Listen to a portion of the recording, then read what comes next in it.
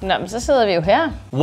Prøv lige at se den her baggrund, Maus. Vi sidder midt i vores stue. Vi sidder faktisk midt inde i vores stue, og som I kan se bag os, så har vi altså fået gjort hele den her reol klar, eller hvad siger man, fyldt op. Jeg har bøger, som vi aldrig nogensinde har kigget i, eller jeg har i hvert fald aldrig nogensinde kigget i. Det er længe siden, jeg har kigget i en bog, for jeg aner ikke, hvad der står i den alligevel. Men ja, det er simpelthen sådan stuen, og det er blevet rigtig hyggeligt. Ja, vi glæder os sindssygt meget til at vise det hele. Altså, vi er virkelig kommet godt på plads. Og hvis ikke du ved det, så er vi jo simpelthen flyttet i hus, og der ligger altså 3 mega fede flyttevlogs på kanalen, som du kan hoppe ind og se, hvis du har lyst til at se, hvor vi bor henne. Og derudover, så kan jeg jo godt forstå, at der er hoppet nogle spørgsmål op undervejs, fordi alle omkring os bliver jo både gift og får børn, og køber en ny trøje, og tager ud og rejser alle mulige sindssyge steder. Så jeg kan godt forstå, at hvor er vi henne i alt det, og det håber vi, at vi i løbet af den her video kan komme lidt i bunds med. Ja, og derfor så skal vi simpelthen lave en Q&A i dag, fordi vi har nemlig spurgt jer på Instagram, om I ikke havde nogle spørgsmål til os. Jeg skal love for, at der er kommet spørgsmål. Der er kommet rigtig mange, og der er kommet mange af de samme spørgsmål. Ja, vi har ligesom haft den op i 4 timer, og det er jo fuldstændig sindssygt. Ja. Vi har fundet 20,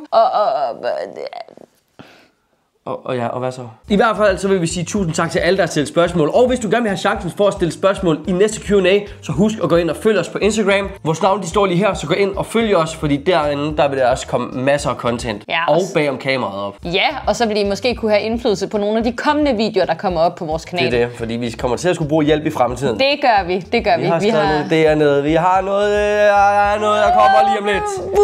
Der kommer noget snart.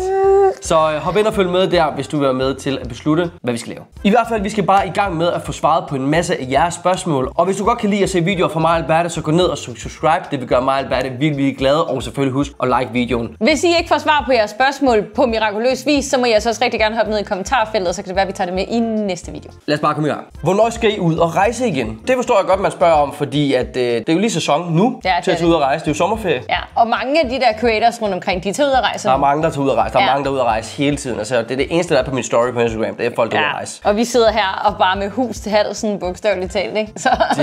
Man burde lave en serie, der hedder Hus til halsen. Og vi er faktisk så heldige, at vi skal ud og rejse. Det bliver altså med Albertes familie, så vi tager til Italien. Det gør vi, og det gør vi lige om lidt. Der er ikke mere end et par uger til, og vi glæder os sindssygt meget. Og selvfølgelig har vi allerede på forhånd planlagt noget content. Så vi håber, I vil tage godt imod min familie, fordi den bliver lidt præsenteret der. Vi kommer til at tage jer med på rejsen. Ja. Vi kommer til at tage kamera med, og så håber jeg bare, at vi kan lave noget fedt content dernede. Har I planer om at stoppe på YouTube?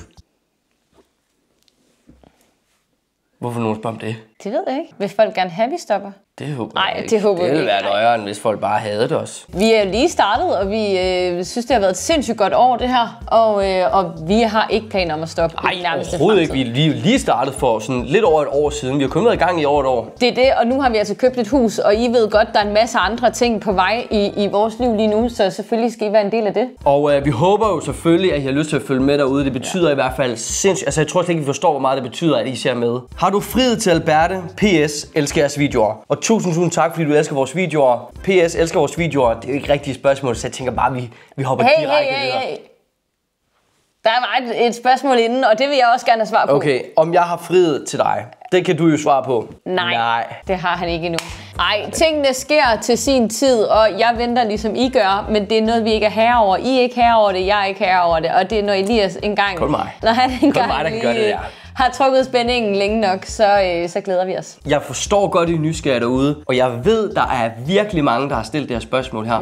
Jeg vil ikke føle mig presset til det. Så du ved, og man føler sig lidt presset, især når man får så mange spørgsmål med det, og der er folk, der spørger en privat også, når man er ude til ting. Du ved sådan, nå, hvornår, og sådan, nå, skal I ikke, og den der, og hvad med den der ring, er den ikke pæn på Albertes hånd? Og sådan, man er sådan, altså sådan, lad nu være sådan med at spørge hele tiden, fordi man føler sig presset, det gør man. Men du ved jo godt. Og det synes jeg er virkelig irriterende. Men når du har gjort det, så er der ikke flere, der spørger. Så slipper du.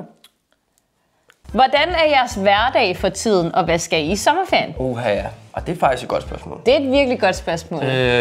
Jeg har ikke sommerferie. Jeg har ikke haft sommerferie i 6 år. Jeg har aldrig gået på ferie sådan rigtigt. Nej, vores hverdag lige nu. Jeg er gået på sommerferie fra min skole. Du er gået på sommerferie? Jeg har lige afsluttet min semestereksamen. Nu slapper vi bare af. Jeg arbejder lidt ved siden af, og så hygger vi lidt med det, ikke? Jo. Altså...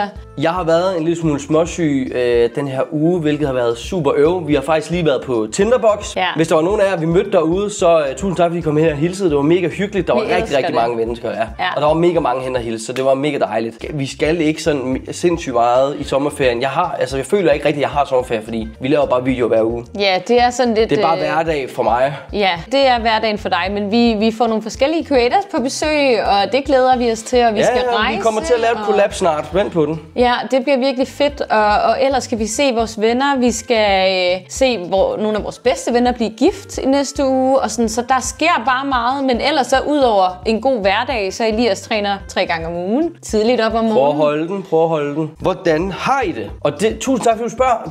Det er super dejligt. Nogen, der bare siger, hey, er det okay? Ja, hvordan har du det egentlig? Hvordan har jeg det? Og hvis jeg skal være 100% ærlig med, hvordan jeg har det, så synes jeg faktisk, at jeg er et rigtig godt sted lige nu, hvor at der er meget, der sker så mange ting. Men sådan, jeg føler også godt, at jeg kan håndtere det. Jeg har bolden her, og jeg føler egentlig, at vi tager en ting en gang, så skal græsset slås. Okay, så har jeg lige en bold mere. Så er dørkarmen gået i stykker, og så har jeg lige en bold mere, ikke? Der er mange bolde, men jeg synes, jeg har dem. Jeg kan jo jonglere med 3, men jeg synes, der sker rigtig meget. Jeg synes, jeg er et godt sted. Jeg synes, huset er blevet virkelig dejligt.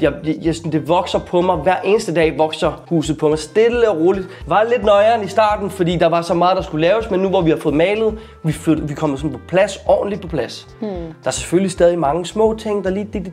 Men det er sådan noget, man tager hen ad vejen. Man kan ikke... Altså, Rom blev ikke bygget på en dag. Og hvad med dig? Ej, jeg vil også sige, for at holde den kort, at jeg har det også godt.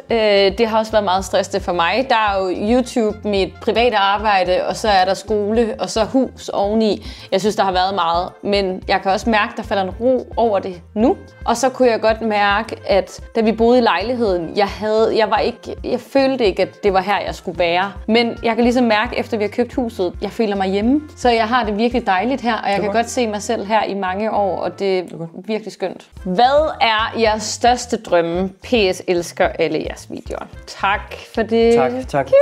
Ej, det er lækkert. Det er lækkert, tak. Det er så sødt, man skriver det. Det er virkelig sødt. Vi tager det virkelig meget ind. Hvad var største drømme?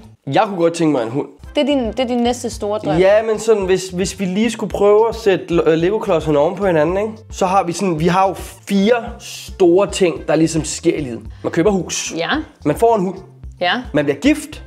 Eller så får man børn. Det er sådan 4 store ting. Det er sådan 4 main things. Og nu har vi huset. Og der tænker jeg bare sådan, næste step, det tænker jeg, det skulle være en hund. Jeg ved ikke, jeg har altid haft en kæmpe drøm om at blive gift, før jeg får børn. Den realitet kommer måske ikke til at ske. Og det sker jo, at man må give afkald på nogle drømme for at få noget andet. Og nu har vi fået et hus, hvilket er vildt dejligt. Og så kan det være, at vi får en hund og nogle børn på et tidspunkt og sådan noget. Hvem er jeres bedste ven? Mos, hvem er din bedste ven? Hvem er din bedste ven? Nej. Hvem er din bedste ven? Det bliver spændende, ikke? Hvem er din bedste ven? Ærligt talt, ikke også? Hvis jeg skulle vælge en bedste ven, ikke også? Så tror jeg, det skulle være Nick.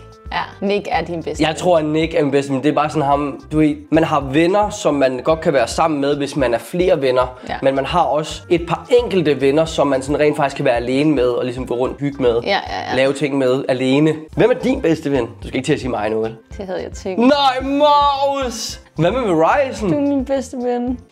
Og eneste. Ja. Ja, og eneste.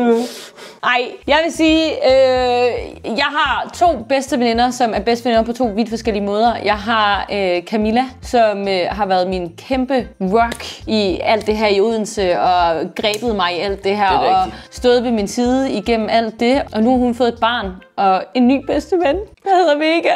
Ej, så Camilla er stadigvæk min bedste ven herovre. Og så er der Verizon Maria, som I også har mødt på kanalen her, som er way back. Er I faldet godt til i det nye hus? Ærligt talt, som jeg også tror, vi har snakket en lille smule om, ja, det synes jeg, vi er. Altså, der mangler haven, det skal ryddes. Altså. Vi elskede det i starten, og nu bor vi i det, og bare sådan... Jamen, det er faktisk... Altså, det er hyggeligt. Det er hyggeligt, men det er også bare...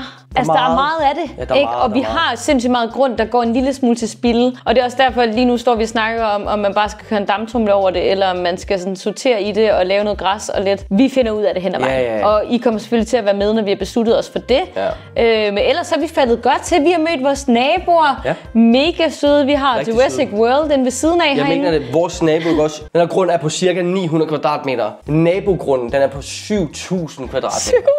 7.000! Og ud til vejen ligner det bare sådan et 60'erhus.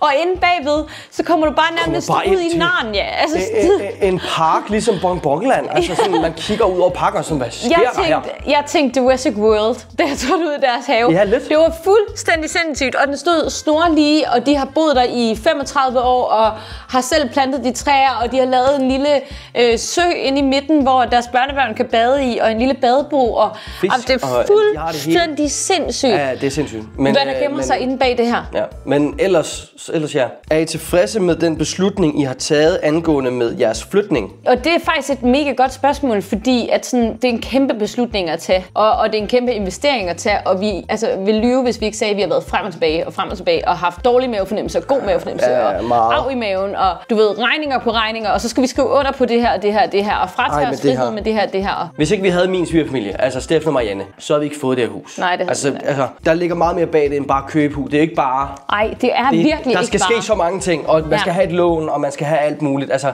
skal I ikke have hund? Vi snakker lidt om det. Jeg skal være ærlig, Maus, så er jeg altså ikke sikker på, om det kommer til at ske i år. Nej. Men jeg synes, det er rigtig sjovt at snakke om. Og jeg synes, det kunne være hyggeligt, og jeg kan godt lide at lege med ideen. På et eller andet tidspunkt, så skal jeg have en hund. Og vi snakkede ligesom også om, at da vi boede i det gamle lejlighed, at sådan, skal vi spørge om lov? Vi vil gerne have det, og vi vil gerne have det nu og sådan noget. Også fordi der havde vi nogle flere penge til det. Da vi så besluttede for at få hus, så har det jo været en del af processen. Fedt, så kan vi også få en hund. Ja, fordi så kan man jo selv, fordi der hvor vi boede før, der måtte vi ikke have hund i lejligheden. Vi ville ikke have hund i lejligheden. Men her, der bestemmer vi jo selv, vi har jo købt grunden, så vi kan jo selv bestemme, om vi vil have hund eller ikke have hund. Og det synes jeg er fedt, at der er den mulighed også. At her kan vi faktisk gøre præcis, hvad der passer os. Ja, det er vores. Altså for at svare på spørgsmålet, så skal vi have hund. Vi skal have en hund. Det er bare et spørgsmål om, hvor lang tid der går, før vi får den hund. Ja. Hvad er jeres planer for de næste år? Prøv at nu jeg kan gøre det meget simpelt her. Det der skal ske i de næste par år, og nu tager vi en årrække på 10 år. Vi skal have hund. Vi skal giftes. Så sælger vi huset, køber et endnu større, mega meget flot, og køber et kæmpe mansion, og så får vi børn. Det behøver ikke være den rækkefølge, men det er de ting, der kommer til at ske. Det bliver nogle gode år, og det bliver nogle rigtig fede år for jer. Altså det håber vi. Altså vi ved jo ikke, hvad der kommer til at ske. Der kan også være der kan ske atomkrig eller et eller andet. Men hvad vi tænker lige umiddelbart, så bliver det nogle sindssygt fede år for jer. Det er positive tanker. Så det vi tænker, det er selvfølgelig, at det bliver nogle sindssygt fede år for jer at følge med i. Jeg har fået tilsendt et billede. Jeg har lavet den her, fordi jeg så jeres videoer, og I selv har lavet jeres. Så det er en, der også har malet efter vores malerier. Ja. Prøv lige at sætte dem op mod hinanden. Ej, hvor sindssygt. Det ligner sgu da godt. Wow. Sådan. Kommer der snart en 24-timers video? Det er et godt spørgsmål. Altså, vi kan sagtens lave det, hvis det er noget, I gider at se på kanalen. Kan vi sagtens lave 24-timers challenger? Kunne I tænke jer at se det, så må I gerne skrive det ned i kommentaren. Vi har ikke planlagt noget endnu. Det kan jeg lige godt sige. Men jeg vil sige, hvis I kommer med nogle idéer, vi bliver solgt på, så er det nu, det skal ske, fordi at jeg ligesom ikke er på studiet lige nu. Det er det. Så hvis I har nogle gode idéer til, hvor vi kan lave 24-timers challenge henne, skriv det ned i kommentaren, og så vil vi helt sikkert kigge det igennem. Og måske der kommer en 24-timers challenge i fremtiden. Kunne Alberte eller jeg begge finde på at være krokimodel eller modeller? Det er et vildt spørgsmål, det der. Altså, jeg kunne helt sikkert godt finde på at være kroketmodel. Hvordan går det med jeres fisk? Har selv solgt mine, kunne simpelthen ikke overskue det. Og fisken, de står faktisk lige herovre, det står sådan i gang, sådan i midten af huset. Det skal godt nok rengøres. Der har simpelthen været så meget med flytning og alt muligt, så jeg simpelthen... Altså, det har seriøst bare stået der, lige siden vi flyttede ind. Hældt lidt ekstra vand i. Det er sådan set det, der er sket. Ja, vi har lige skiftet lidt vand, men det har været det faktisk. Ja, men det går fint. Altså, de er ikke sådan døde. Altså, jo, der er måske lige de der små slanger, der er døde. Hvad arbejder Alberte som, eller uddanner sig til? Jeg har startet på pædagoguddannelsen på UCL i Odense, og er sindssygt glad for det. Det kommer egentlig af, at jeg arbejder ved siden af alt det her. Der arbejder jeg på et bosted med både omsorgsvigtede og handicappede børn, og er ekstremt glad for det. Alberte, savner du den gang, hvor du ikke var med på YouTube offentligt ansigt? Nej. Hvordan har I det med at være nøgne? Jeg elsker det. Altså, det er virkelig en ting i at bo i hus. Ikke fordi I nu skal ud og finde vores hus og kigge ind ad vinduerne, men hold op, det er da dejligt her i ens nye hus. Det er lidt nøjeren med køkkenvinduet der. Det er altså ikke altid lige rullet ned. Og det samme i soveværelset faktisk. Og soveværelset direkte ud til gaden-agtigt. Eller sådan, der er selvfølgelig lige hegn, men naboen kan se det hele. Og har I planer om at gå børn? At gå børn, det ved jeg ikke, om vi har planer om. Det vil også være mærkeligt, hvis jeg gik med børn, fordi sådan... Flere billeder af jeres bare fødder. Flere billeder af jeres bare fødder? Det er ligesom mit slutspørgsmål.